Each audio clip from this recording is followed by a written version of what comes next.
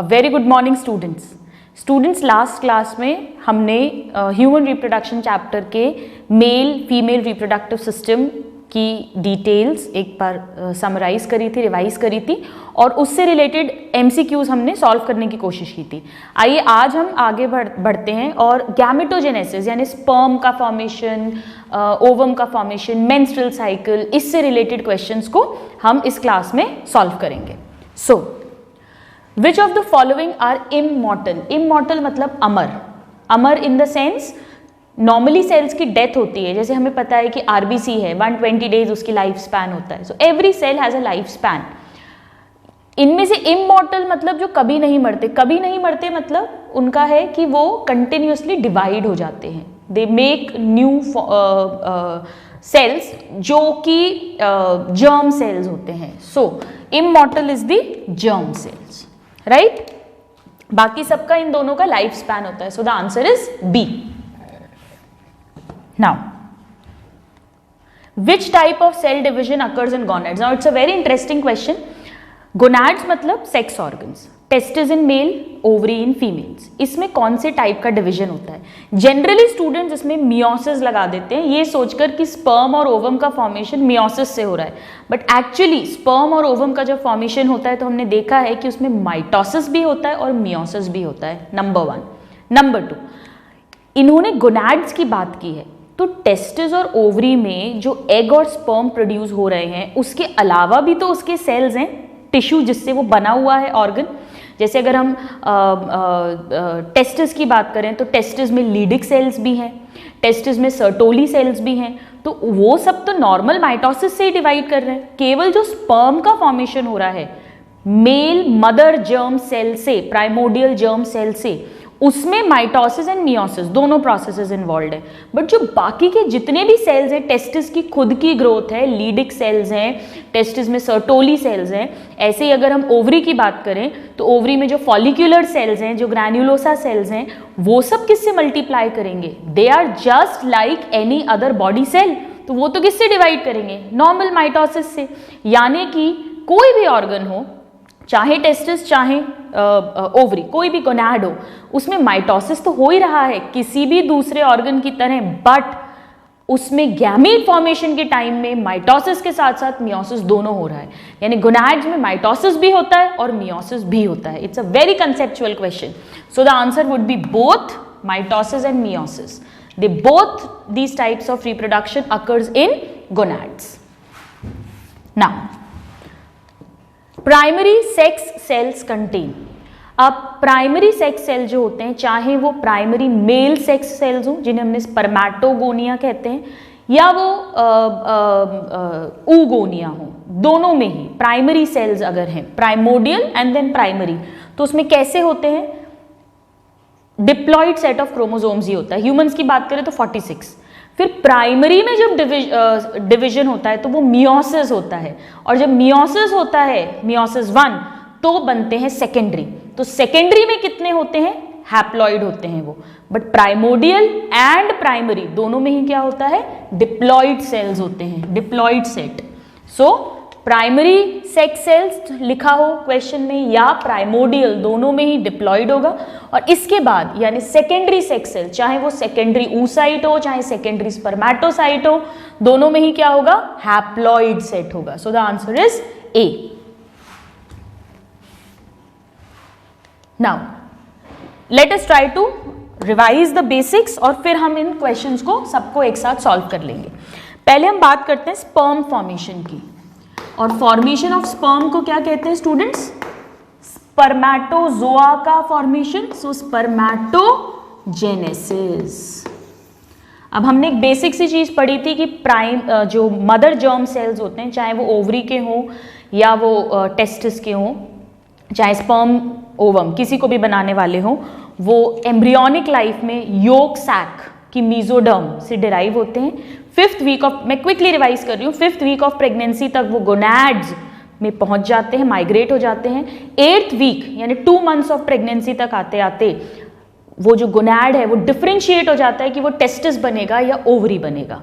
और फिर स्पर्म के फॉर्मेशन की अगर हम बात करें तो ये शुरू होता है प्यूबर्टी पे, right. At puberty it starts. क्या होता है प्यूबर्टी पे? GnRH रिलीज होता है हाइपोथैलेमस से, जिसके कारण FSH-LH सिक्रीशन बढ़ेगा और FSH-LH के कारण से ये स्पर्मेटोजेनेसिस का प्रोसेस शुरू हो जाता है, राइट। LH जो था ये टेस्टोस्टेरोन को सिक्रीट करवाता है फ्रॉम लीडिक सेल्स। अब आपको लीडिक सेल्स याद है, सेमिनिफेरस ट्यूब्यूल्स के बीच बीच में जो सेल्स थे, और ये टेस्टोस्टेरोन जो है ये किसके लिए रिस्पॉन्सिबल होगा? Male sex characters.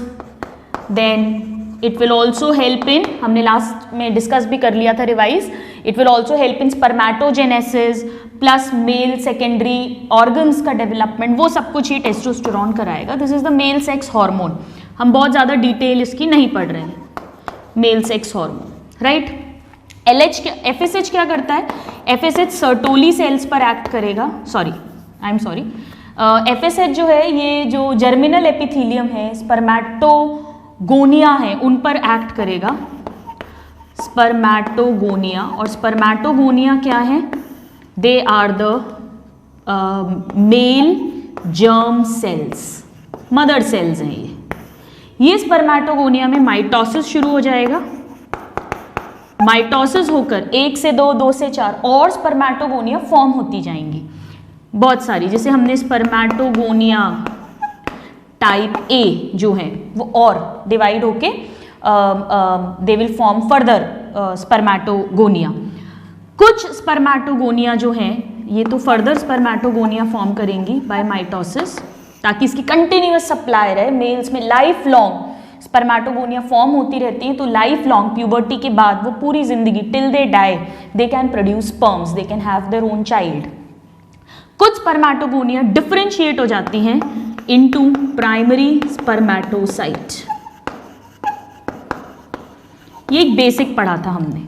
तो ये जो पार्ट है, जब जर्म सेल्स लगातार मल्टीप्लाई कर रही हैं, इसे हमने कहा था मल्टीप्लिकेशन फेज। फर्स्ट फेज था ये मल्टीप्लिकेशन फेज। इसके बाद जब ये प्राइमरी स्पर्मेटोसाइट में डिफरेंशिएट हुई, तो ये प्राइमरी स्पर्मेटोसाइट न्यूट्रिशन लेते हैं सर्टोली सेल से और ये ग्रो करेंगे। So this was the growth phase second, जब ये प्राइमरी स्पर्मेटोसाइट्स ग्रो कर रहे हैं। So growth phase second, this is the second phase, growth phase, this is the first phase. अब प्राइमरी स्पर्मेटोसाइट जो है ये, इसमें जो डिवीजन होगा वो मियोसिस होगा। सो मियोसिस 1। अभी तक माइटोसिस हो रहा है, तो अगर ह्यूमंस की बात करें, अगर प्राइमरी जर्म सेल में कितना होगा 2n = 46, ये डिप्लॉइड है, ये माइटोसिस से बना है, तो इसमें भी क्या होगा 2n = 46, राइट।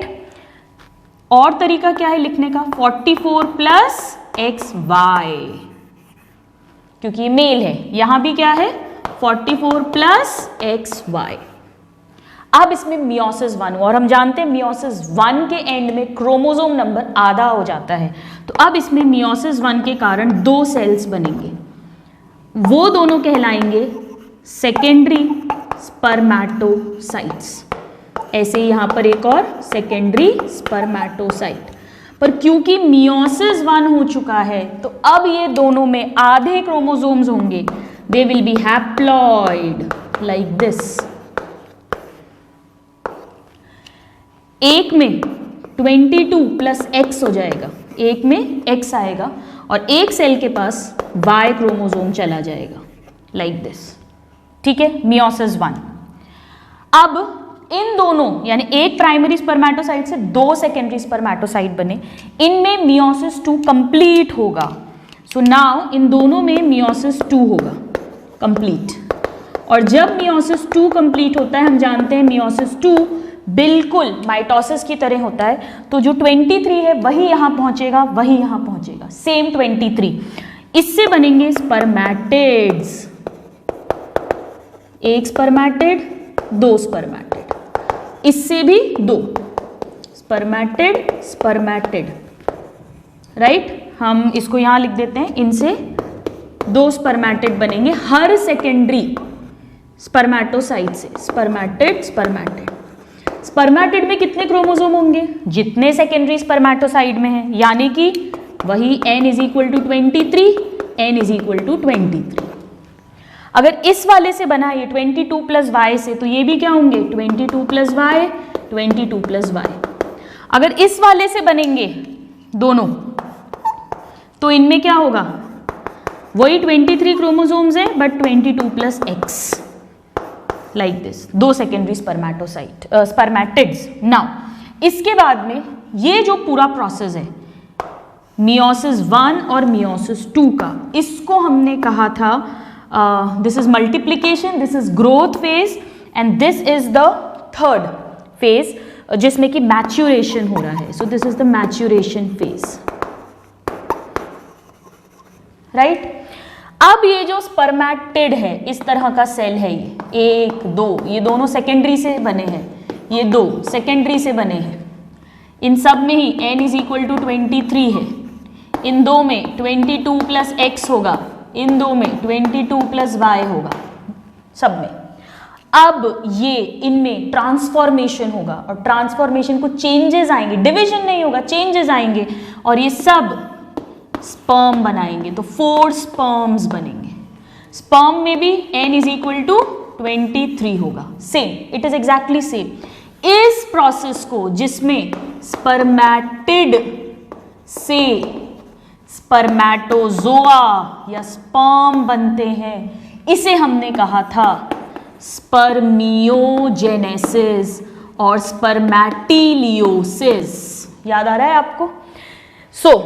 हमने नटशेल में क्या पढ़ा था कि एक प्राइमरी स्पर्मेटोसाइट से कितने सेकेंडरी स्पर्मेटोसाइट बनते हैं? 2। 1 प्राइमरी से 2 सेकेंडरी स्पर्मेटोसाइट, और हर सेकेंडरी से 1 सेकेंडरी से कितने स्पर्मेटिड बनते हैं? 2।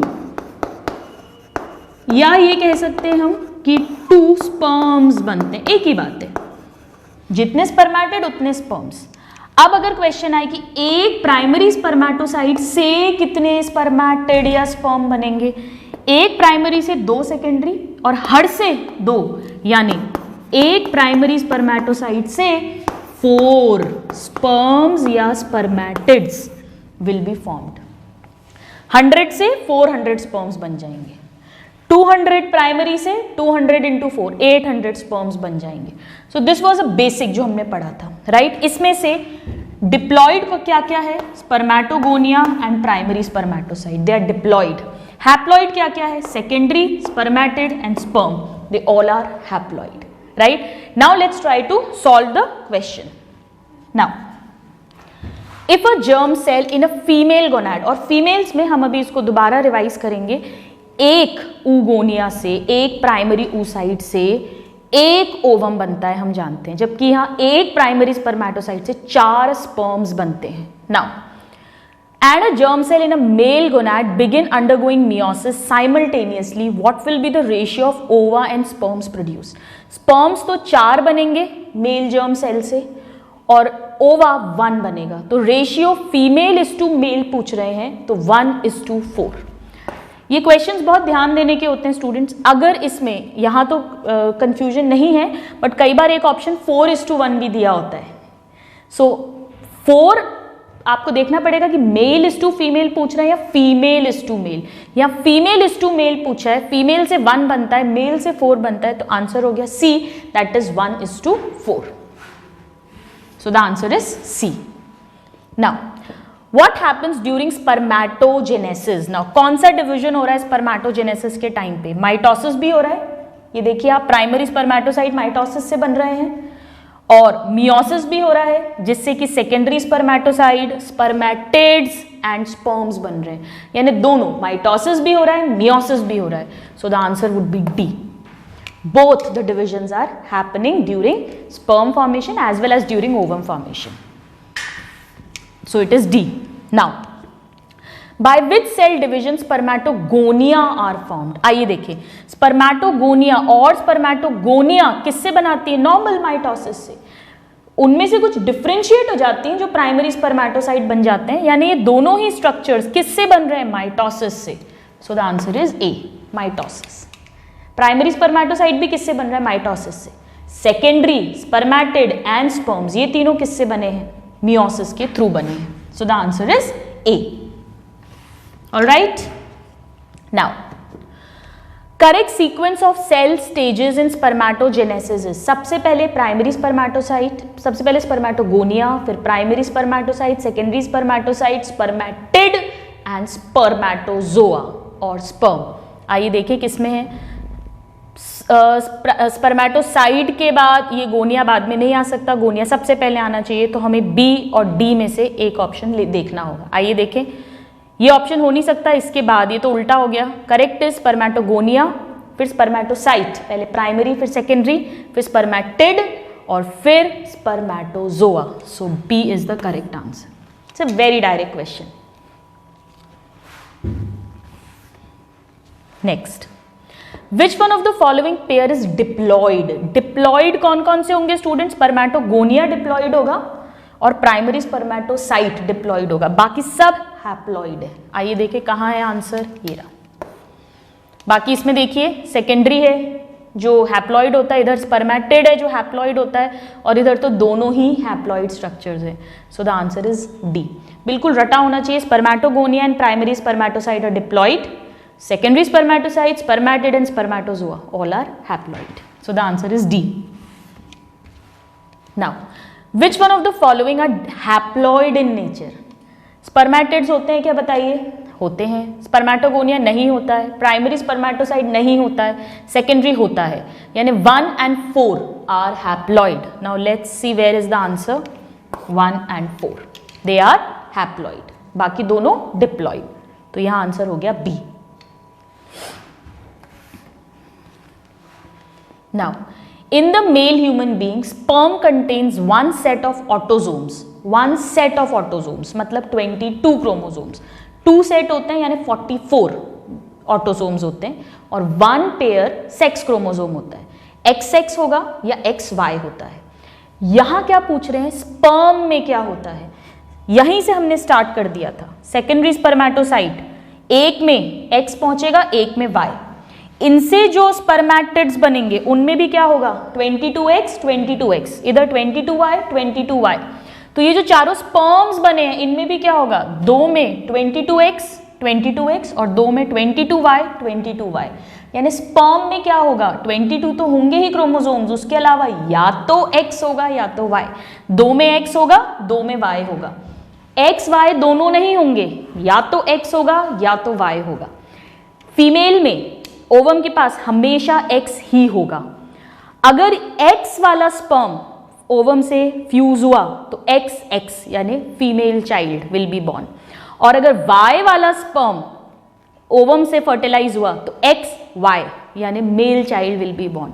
तो स्पर्म के पास 22 क्रोमोसोम्स के अलावा या तो X होता है या तो Y होता है, right? So either X or Y, not both. Both तो किस में मिलेंगे? जाइगोट में। अगर वो मेल जाइगोट है तो XY दोनों होगा, फीमेल जाइगोट है तो XX। बट स्पर्म जो एक हैप्लॉइड सेल है, सो गैमीट है, उसमें या तो X होगा या तो Y होगा, और ओवम में X ही होता है हमेशा। सो it is D, either X or Y। Alright, आपको समझ में आ गया ये कैसे हुआ है? प्राइमरी स्पर्मेटोसाइट को हमने डिवाइड किया था, इसमें 44XY थे, तो या तो x जाएगा, 2 में x मतलब एक में x चला जाएगा और एक में y चला जाएगा। अब ये नॉर्मल मियोसिस 2 से डिवाइड करेंगे तो दोनों स्पर्मेटिड्स में XX जाएगा, इधर दोनों स्पर्मेटिड्स में YY जाएगा, और वही आगे स्पर्म में ट्रांसफर होगा। So answer is D, either x or y। Now number of chromosomes in a primary spermatocyte is, primary spermatocyte diploid है। Same as in spermatid? No, spermatid क्या है? हैप्लॉइड है, तो ये तो डबल होते हैं स्पर्मेटिड के कंपैरिजन में। Same as in spermatogonium, yes, क्योंकि स्पर्मेटोगोनियम भी क्या है? डिप्लॉइड है। तो इन दोनों में सेम रहते हैं। यहाँ देखिए हमने स्पर्मेटोगोनियम में भी 46 है ह्यूमंस में, प्राइमरी स्पर्मेटोसाइट में भी 46 है। आगे फिर सेकेंडरी में, स्पर्मेटिड में एंड स्पर्म्स में 23 23 23 है। So it is same as in spermatogonium. They both have same number of chromosomes because only mitosis is happening. So answer is B. Now, 2n is equal to 6 in a primary spermatocyte which is in metaphase of first meiotic division. What shall be the total number of chromatids in each of the secondary spermatocyte? Now यहाँ पे students आपकी थोड़ी सी basic knowledge होनी चाहिए. 11th में हम detail पढ़ चुके हैं माइटोसिस मियोसिस का. ये सेकेंडरी स्पर्मेटोसाइट में क्रोमैटिड्स का नंबर पूछ रहे हैं और हम जानते हैं एक क्रोमोसोम में 2 क्रोमैटिड्स होते हैं, right. Now primary spermatocyte 2n is equal to 6 है, यानी कि यहाँ पर ये जो हमने 2n इज इक्वल टू 46 लिखा है ह्यूमंस में, इस एग्जाम्पल में ये 2n इज इक्वल टू 6 दिया हुआ है. तो सेकेंडरी में क्या होगा, इसका आधा, यानी सेकेंडरी कैसा होगा, n इज इक्वल टू 3 होगा. दोनों में 3 क्रोमोसोम इसमें चले जाएंगे, 3 क्रोमोसोम इसमें चले जाएंगे. यहीं पर स्टूडेंट्स आंसर लगा देते हैं. इसमें तो नहीं दिया हुआ, अदरवाइज ये क्वेश्चन जो है एक बार 3 ऑप्शन के साथ, नंबर डिफरेंट होते हैं, हाफ डिजिट के साथ भी आ जाता है. पर यहाँ क्रोमैटिड का नंबर पूछा है. हर क्रोमोसोम में 2 क्रोमैटिड्स, तो क्रोमैटिड्स कितने हो जाएंगे, 6. सो the answer is 6 because they have asked number of chromatids, not chromosomes. Chromosomes कितने होंगे सेकेंडरी में, 3, प्राइमरी से आधे, पर क्रोमैटिड्स कितने होंगे, multiply by 2. So the answer is 6. The number of chromatids are 6. आप you can just go to your home and revise meiosis जो हमने पढ़ा था 11th में. Now in humans at the end of first meiotic division the male germ cell differentiates into first meiotic division से क्या बन रहा है, सेकेंडरी स्पर्मेटोसाइट. और सेकेंड मियोसिस डिवीजन के एंड में क्या बन रहा है, spermatid. So first meiotic division के एंड में बनेगा सेकेंडरी स्पर्मेटोसाइट. प्राइमरी तो माइटोसिस से बनता है. So answer is D. Now sperms formed from 4 primary spermatocytes are. यहां पर हमने डायरेक्ट क्लास में भी लिखा था, एक प्राइमरी स्पर्मेटोसाइट से 4 स्पर्म्स बनते हैं. क्वेश्चन में 4 प्राइमरी स्पर्मेटोसाइट दिए, 1 से 4, तो 4 से 4 into 4 यानी 16 sperms. 16 would be the answer. You just have to multiply the number of primary spermatocytes with 4. So the answer is C. Number of sperms formed from a secondary spermatocyte is, एक secondary से 2 spermatids बन रहे हैं और ये दोनों फिर sperms में ट्रांसफॉर्म हो जाएंगे, यानी एक स्पर्मेटोसाइट, सेकेंडरी स्पर्मेटोसाइट से 2 स्पर्म्स बनते हैं. So the answer is A 2. Primary से 4 बनते हैं, सेकेंडरी से 2 बनते हैं. So the answer is A. Now how many secondary spermatocytes are required to produce 400 spermatocytes. इसका उल्टा कर दिया है अब इन्होंने. हमने अभी भी देखा एक सेकेंडरी से 2 स्पर्म्स बनते हैं, यानी 2 स्पर्म्स बनाने के लिए एक सेकेंडरी स्पर्मेटोसाइट चाहिए. तो 400 स्पर्म्स बनाने के लिए कितना चाहिएंगे, 200 सेकेंडरी स्पर्मेटोसाइट्स चाहिएंगे. 1 से 2 बन रहे हैं तो 200 से 400 बन जाएंगे, right. So 200 secondary spermatocytes will form 400 sperms. Ratio उल्टा करके पूछ लिया. Answer is C. Now conversion of spermatid into spermatozoa is called. अभी हमने देखा स्पर्मेटिड से जब स्पर्मेटोजोआ या स्पर्म बनता है उसे स्पर्मियोजेनेसिस या स्पर्मेटिलियोसिस कहते हैं. इसमें सिर्फ स्ट्रक्चरल मॉर्फोलॉजिकल चेंज आता है स्टूडेंट्स, क्योंकि स्पर्म को फीमेल जेनाइटल ट्रैक्ट में एंटर करना है, ट्रैवल करना है, इसकी टेल बनती है, माइटोकॉन्ड्रिया सेंटर में अरेंज हो जाते हैं. हम एक बार वापस रिवाइज कर लेंगे. कोई डिवीजन नहीं हो रहा है. दिस इज स्पर्मियोजेनेसिस और स्पर्मेटिलियोसिस. कौन सा आंसर है इसमें, spermiogenesis, right. So the answer is C. ये स्पर्मेटोजेनेसिस मतलब ये टोटल प्रोसेस को कहते हैं, बट इस पर्टिकुलर प्रोसेस को स्पर्मियोजेनेसिस कहते हैं. C. Now the actual genetic part of the sperm is. Now हमने स्टूडेंट स्पर्म का डायग्राम पढ़ा था. स्पर्म में एक हेड होता है, देन एक छोटा सा नेक होता है, और नेक के बाद में फिर ये मिडिल पीस है, और मिडिल पीस के बाद ये इस तरह से टेल रहती है जो सबसे लंबा पार्ट होता है इसका, लाइक दिस, राइट. मैं एक बहुत सिंपल सा डायग्राम बना रही हूँ. This is the longest part, not the head. Head में एक कैप थी जिसे हमने एक्रोसोम कहा था, जो गोल्जी बॉडी से बनती है और इसके अंदर मेन लाइटिक एंजाइम्स होते हैं लाइक हाइल्यूरोनिडेज, कोरोना पेनिट्रेटिंग एंजाइम, जोना पेलिसिडेज जो जोना को तोड़ता है, जिसे हमने एक्रोसिन नाम भी दिया था। ये स्पर्म को हेल्प करते हैं टू पेनिट्रेट दी ओवम, द oocyte, द सेकेंडरी oocyte। यहाँ पर बड़ा सा न्यूक्लियस रहता है और न्यूक्लियस के अंदर क्या होगा, जेनेटिक मटेरियल होगा डीएनए, जो कि ये ट्रांसफर करेगा फर्टिलाइजेशन के टाइम पे। नेक रीजन में दो छोटे छोटे से सेंट्रियोल्स थे। न्यूक्लियस के पास वाले को हमने प्रॉक्सिमल कहा था और उसके नीचे वाले को डिस्टल सेंट्रियोल कहा था। इसमें से अगर आपको याद हो तो जो प्रॉक्सिमल सेंट्रियोल है ये भी न्यूक्लियस हेड के साथ जाता है और ये जाइगोट में जो पहला क्लीवेज है, फर्स्ट डिवीजन, उसके लिए रिस्पॉन्सिबल होता है, क्योंकि ओवम के पास खुद का सेंट्रियोल नहीं होता, तो पहला डिवीजन जो करवाएगा वो ये सेंट्रियोल ही करवाता है जो मेल स्पर्म से जाता है। मिडिल पीस में एक तो फिलामेंट था जो पूरा टेल तक एक्सटेंड करेगा फ्लैजिला के फॉर्म में। This was 9+2 microtubule arrangement, right, just like flagella. और यहाँ जितने भी माइटोकॉन्ड्रिया थे वो इस तरह से स्पाइरली अरेंज थे। ये एनर्जी प्रोवाइड करते हैं like this, right. Middle piece में there was mitochondria and this was providing energy. और जो साइटोप्लाज्म होता है वो इसके चारों ओर ऐसे इकट्ठा हो जाता है, जिसे हमने मैनशेट कहा था। So head, neck, middle piece, and this is the tail, which is the longest part, motile part. So this was a basic structure of human sperm जो 55 माइक्रोन लॉन्ग हमने पढ़ा था। आइए अब हम क्वेश्चन सॉल्व करते हैं। Actual genetic material is, genetic material मतलब न्यूक्लियस, और न्यूक्लियस है हेड में, so it is in the head.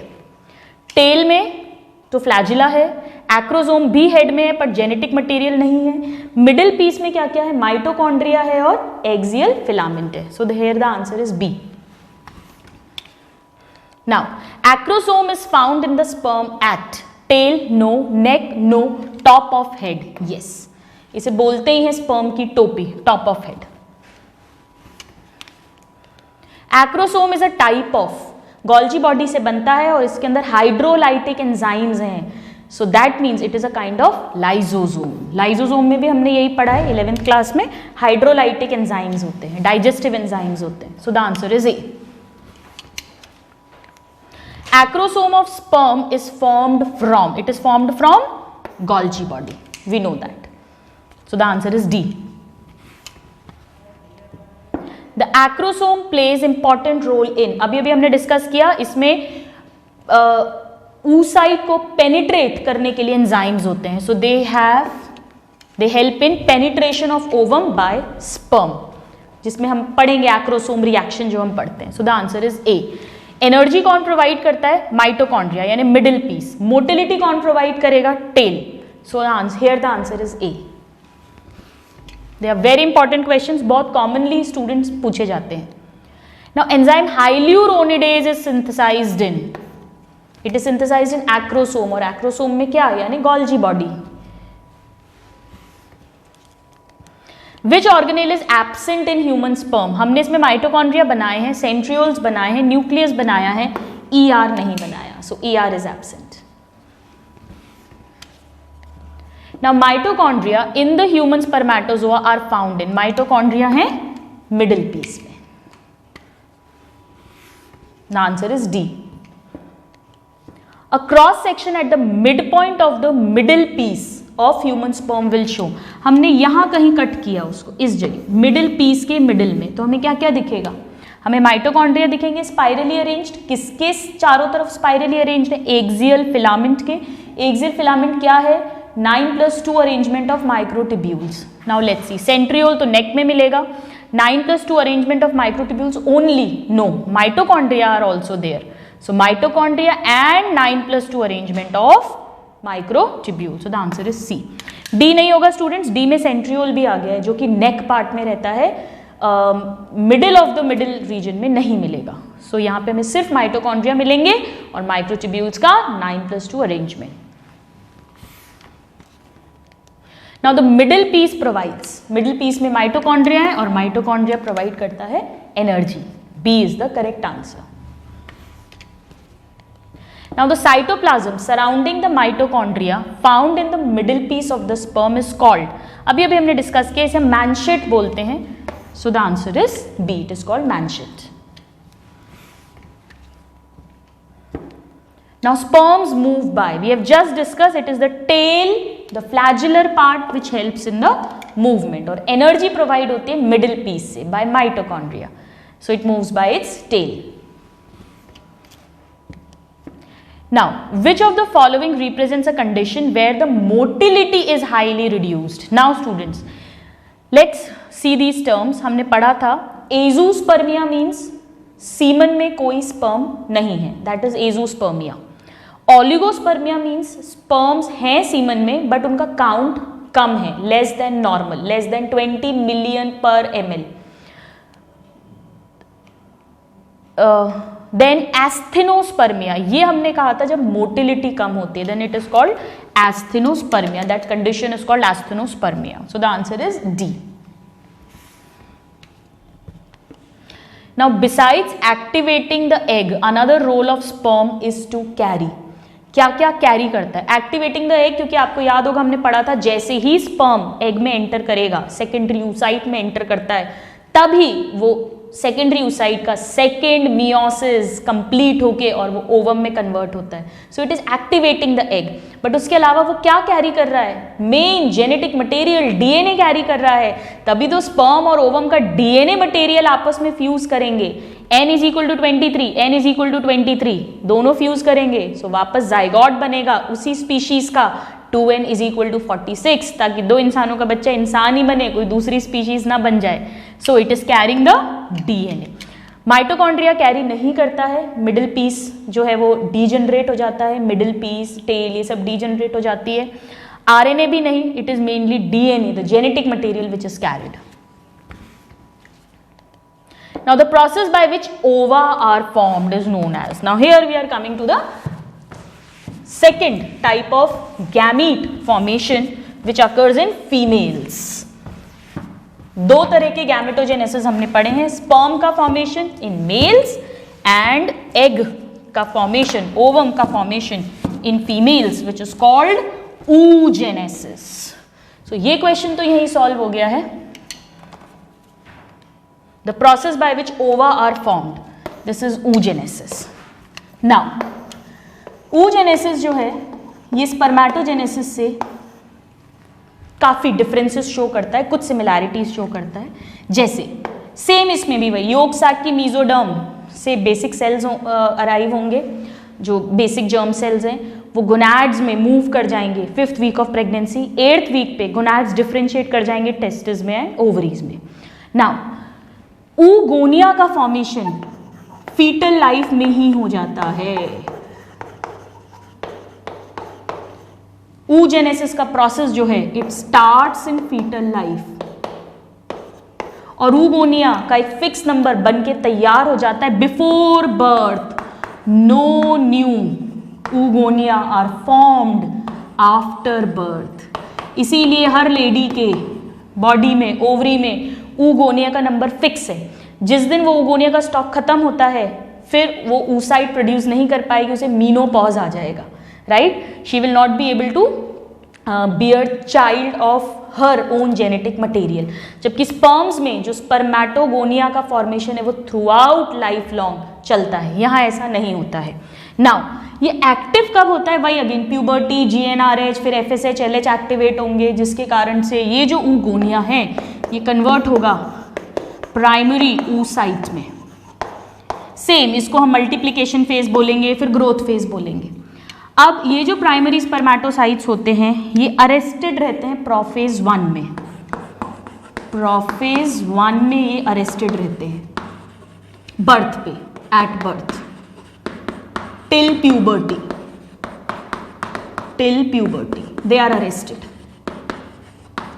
Puberty आने पे जब GnRH बढ़ता है बॉडी में, FSH LH बढ़ता है, तो ये प्राइमरी स्पर्मेटोसाइट जो है, जो जिन्होंने डिवीजन शुरू तो कर दिया था लेकिन प्रोफेज 1 में अटके हुए थे, वो अपना मियोसिस 1 कंप्लीट करते हैं।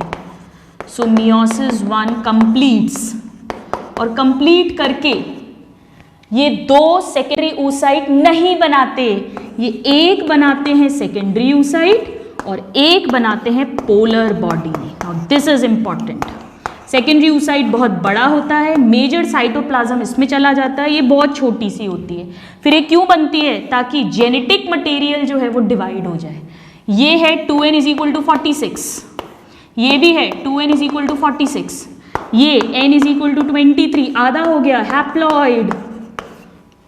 लेकिन ये तो कुछ साइंटिस्ट कहते हैं डीजनरेट हो जाती है, कुछ साइंटिस्ट बोलते हैं ये वापस 2 छोटी छोटी पोलर बॉडीज बना लेती है। मेन एक ही सेकेंडरी oocyte बन रहा है क्योंकि इसमें सारा फूड, न्यूट्रिशन, सारा साइटोप्लाज्म इसके अंदर रहता है। नाउ ये डिवीजन शुरू करता है मियोसिस 2 और अटक जाता है मेटाफेज स्टेज में, राइट? हमने इसके लिए ट्रिक भी पढ़ी थी। So it gets arrested at metaphase 2, यानी मियोसिस 2 की मेटाफेज स्टेज में अटक जाता है और ऐसा ये पड़ा रहता है। इसी स्टेज में ओव्यूलेशन होता है, यानी ये ओवरी से फैलोपियन ट्यूब में आ जाता है जब LH बढ़ता है, जब LH सर्ज के कारण। इस सेकेंडरी oocyte में जब स्पर्म अगर इसको एंटर करे, अगर स्पर्म एंटर नहीं करे इसके अंदर, फर्टिलाइजेशन नहीं हो, तो ये सेकेंडरी oocyte डीजनरेट हो जाता है, मर जाता है और मेंसेस ब्लीडिंग के साथ बॉडी से बाहर निकल जाता है। It never gets converted into ovum. But अगर इस पे स्पर्म फर्टिलाइज करे अंदर, तब ये जो सेकेंडरी oocyte है इसका मियोसिस 2 कंप्लीट होता है। मियोसिस 2 कंप्लीट्स, क्योंकि जो मेटाफेज प्रमोटिंग फैक्टर है जो प्रमोट कर रहा था वो डाउन हो जाता है और एनाफेज को प्रमोट करने वाले कॉम्प्लेक्स फैक्टर्स बढ़ जाते हैं, तो सेकेंड पोलर बॉडी बनती है, अगेन छोटी सी, और ओवम या जिसे ऊटेड कहते हैं वो फॉर्म होता है। पर वो कब फॉर्म हो रहा है? जब स्पर्म एंटर कर रहा है तब, नहीं तो फॉर्म नहीं हो रहा, जबकि स्पर्म्स नेचुरली फॉर्म हो रहे हैं। ये मियोसिस 2 है तो यहाँ क्रोमोसोम की हाफनिंग नहीं होगी, तो 23 के 23 क्रोमोसोम्स ही हैं। यहाँ पर 44XX था, ये भी 44XX है, ये 22X, ये 22X, तो ये भी सब क्या होंगे? Same X। इसमें सिर्फ X रहता है, जबकि स्पर्म में X भी हो सकता है, Y भी हो सकता है। तो जो सेक्स डिसाइड करता है वो मेल पार्टनर करता है, स्पर्म डिसाइड करता है। This is a very very important concept. तो इस तरह से हमने स्टेजेस पढ़ी थी, इसमें भी से multiplication phase, then growth phase, और ये जो पूरा प्रोसेस है this is the maturation phase.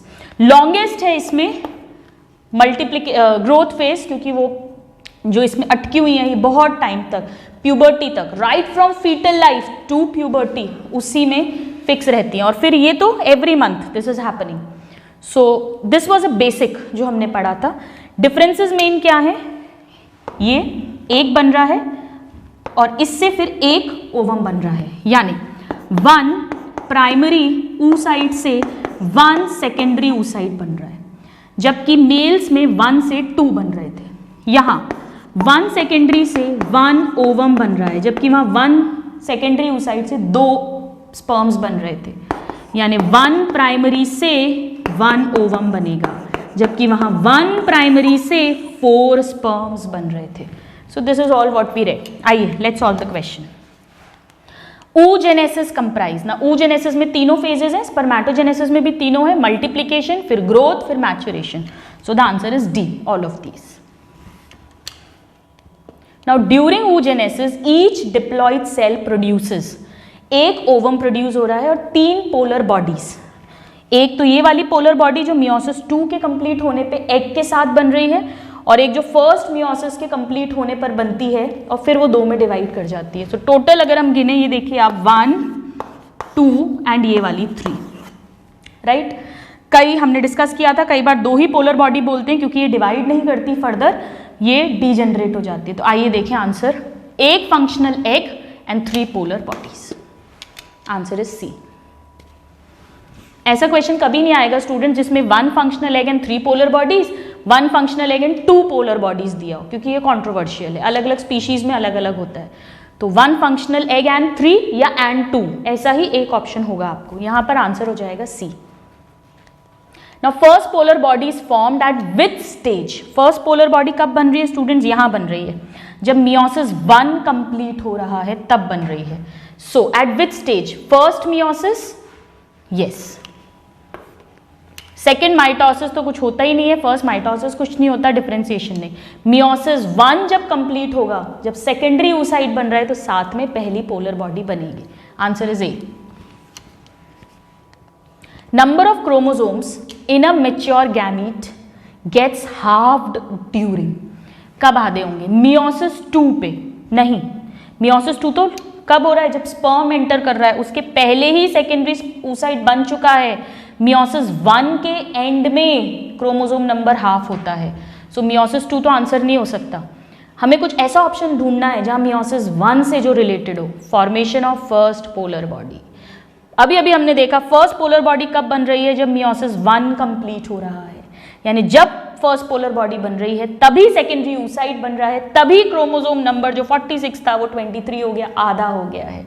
So at the time of formation of first polar body the secondary oocyte is getting formed, और सेकेंडरी oocyte जब बनेगा तो क्रोमोसोम नंबर आधा हो जाएगा, right?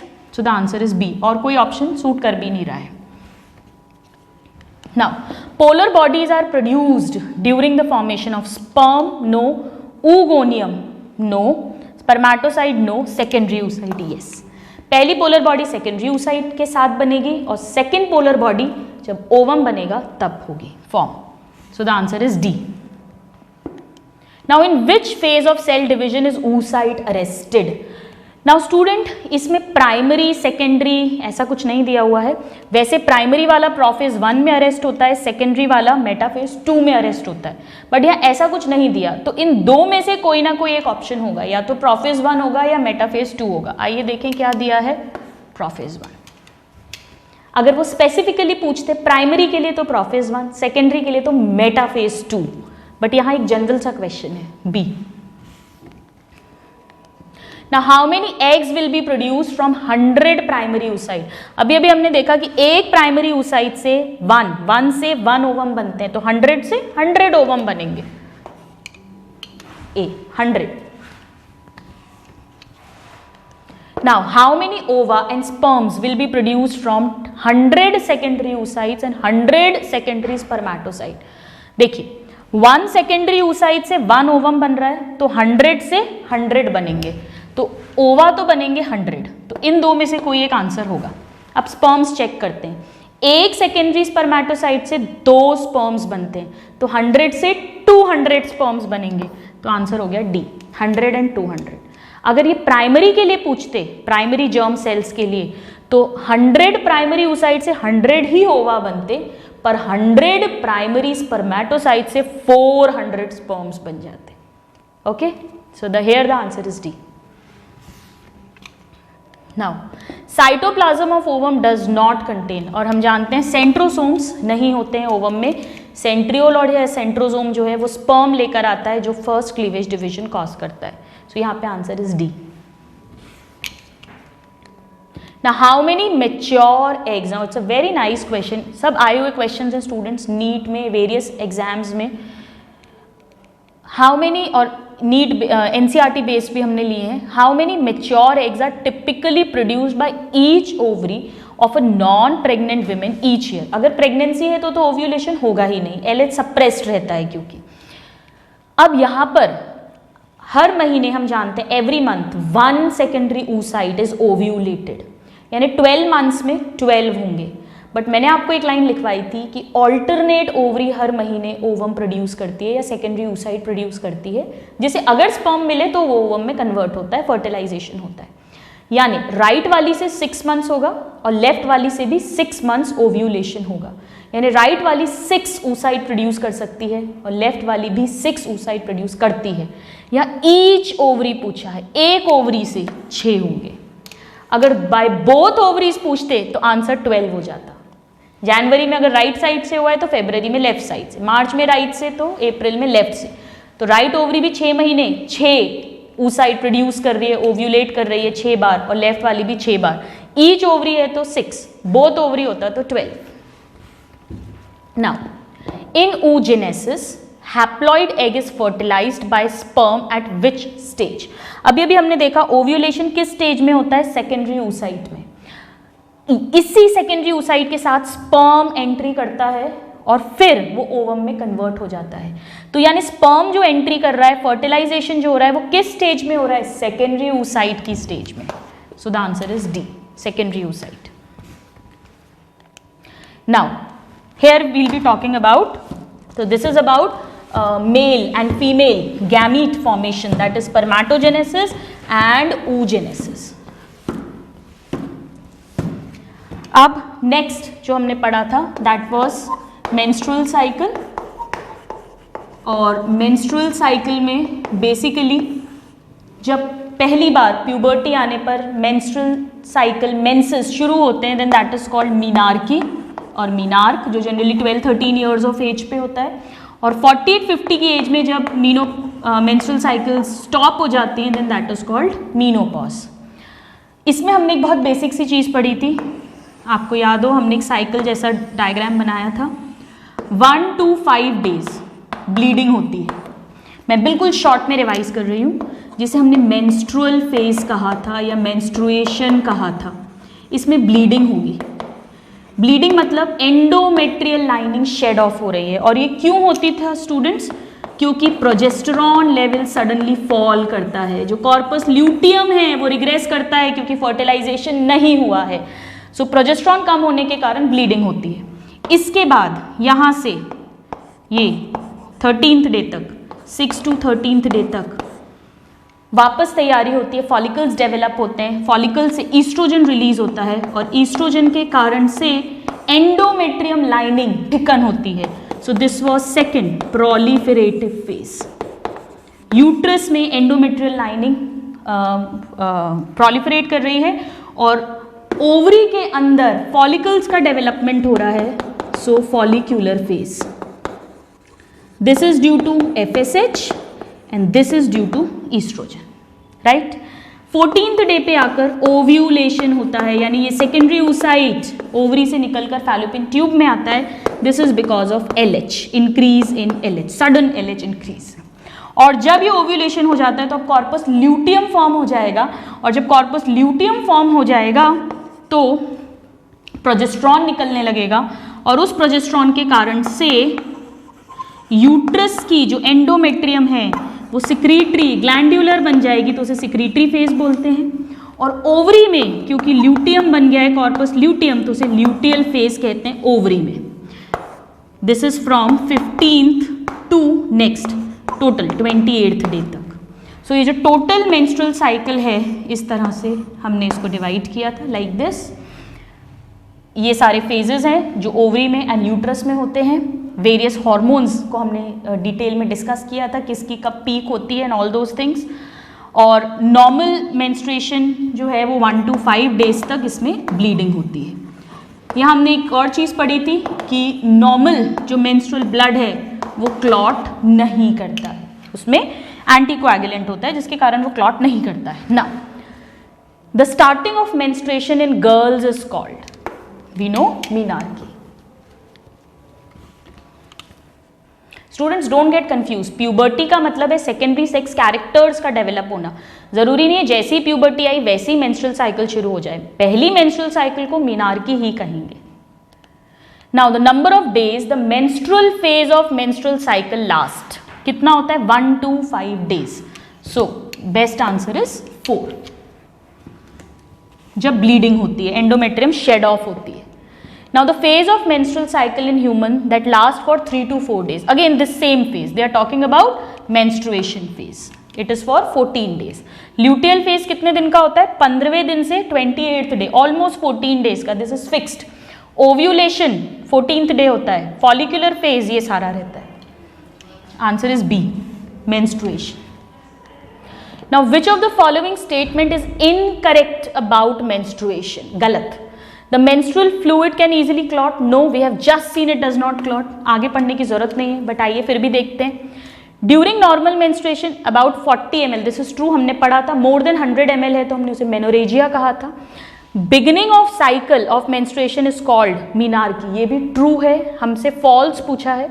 Eight menopause there is an special abrupt increase in gonadotropic hormone, this is true, क्योंकि students हमने पढ़ा है मीनोपॉज में अब फॉलिकल्स डेवलप नहीं हो रहे हैं. जब फॉलिकल्स नहीं बन रहे हैं तो बॉडी में ईस्ट्रोजन लेवल कम हो जाएगा, और जब बॉडी में ईस्ट्रोजन लेवल कम होगा तो नेगेटिव फीडबैक के कारण से सडनली जो गोनाडोट्रोफिन्स हैं, पर्टिकुलरली FSH, वो बहुत ज़्यादा बॉडी में बढ़ जाता है. This happens at menopause. So B, C and D all are correct, only A is wrong. Now the first half of menstrual cycle is called, first half के दो नाम हो सकते हैं, या तो proliferative आंसर दिया हो या follicular दिया हो. So it is B, proliferative, first half. Which of the following hormone is active during proliferative phase? Proliferative phase में अभी हमने देखा दो hormones हैं, estrogen and FSH, right? So इन दो में से कौन सा ऑप्शन है? A. अगर सपोज दोनों ऑप्शन होते तो आप क्या लगाते हैं? प्रोलिफरेटिव पूछा है यानी यूट्रस की बात कर रहे हैं, तो वहां तो ईस्ट्रोजन प्रोलिफरेशन करा रहा है एंडोमेट्रियम का. अगर फॉलिक्यूलर बोलते तो हम FSH लिखते, क्योंकि फॉलिकल्स का डेवलपमेंट FSH करा रहा है. यहां तो कोई कंफ्यूजन नहीं है, यहां तो एक ही दिया है दोनों में से, बट अगर दोनों देते और यहां प्रोलिफरेटिव लिखते तो ईस्ट्रोजन, और यहां फॉलिक्यूलर लिखते तो FSH. So this is the answer A. Now ovulation in the human female normally takes place during the menstrual cycle. कब होता है? At the middle of secretory phase, यहाँ पर कहीं नहीं.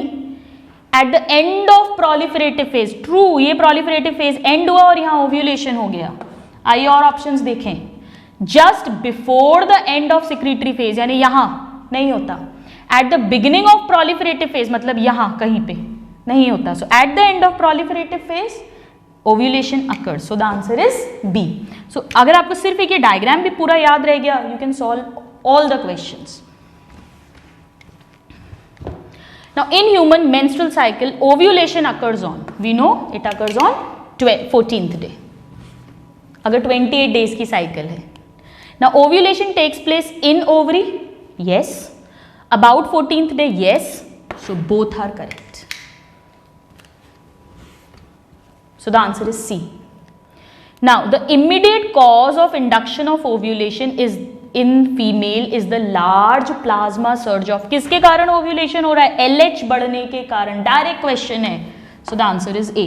It is due to LH surge, increase, sudden increase, high increase in LH, luteinizing hormone. Now progesterone hormone is active during, आइए देखिए कब है प्रोजेस्ट्रॉन? ये सिक्रीटरी फेज में या ओवरी के अंदर, जिसे हम ल्यूटियल फेज बोलते हैं. दो में से कोई ऑप्शन होगा. This is the option, secretory phase. So the answer is B. ये सिंपल सा डायग्राम जो है स्टूडेंट, जिसमें हमने सारे क्वेश्चंस हम सॉल्व कर लेंगे. It is that important, right? Now which hormone level reaches peak during luteal phase of menstrual cycle? आइए देख लें वापस से ये डायग्राम. ल्यूटियल फेज में कौन सा हार्मोन है? Progesterone. So the answer is B. Ovulation के टाइम LH पीक होगा, फॉलिकुलर फेज में FSH, प्रोलिफरेटिव फेज में estrogen. So it is B. Menstruation is triggered by an abrupt decline in the amount of, आइए देखें menstruation क्यों हो रहा है? क्योंकि suddenly प्रोजेस्टेरॉन कम हो रहा है. So the answer is D. You can solve all the questions. So it is D. Due to decrease in progesterone, क्योंकि corpus luteum regress हुआ, progesterone suddenly कम हुआ, endometrium जो maintain थी वो shed off हुई और bleeding हो गई. So it is D. We have written it down here. Now uterine endometrium, uterine glands and connective tissue are broken during menstrual phase. This is due to, last वाले question को ही घुमा के थोड़ा लंबा करके पूछा है. मैं जो हमेशा बोलती हूँ जितना लंबा क्वेश्चन उतना ही ईजी होता है कई बार. So don't just leave the question thinking it is very big. वही चीज़ पूछ रहे हैं ये. बेसिकली ब्लीडिंग क्यों हो रही है? प्रोजेस्ट्रॉन की कमी के कारण, lack of progesterone, it is happening, right? Estrogen भी कम होता है बट मेजर रोल प्रोजेस्ट्रॉन का होता है. Now menstrual cycle is controlled by, आइए देखें कौन कौन कंट्रोल कर रहा है.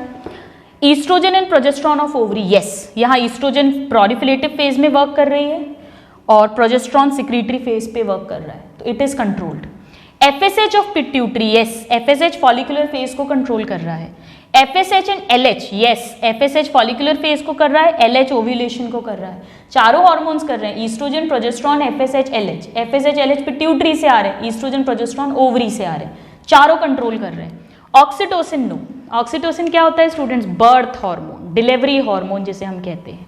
सो it is not playing role, तो 1, 2 and 3 are correct, so the answer is D, that is 1, 2 and 3 are the right options. Now, which of the following is not a phase of menstrual cycle? Luteal phase है, ये रहा luteal.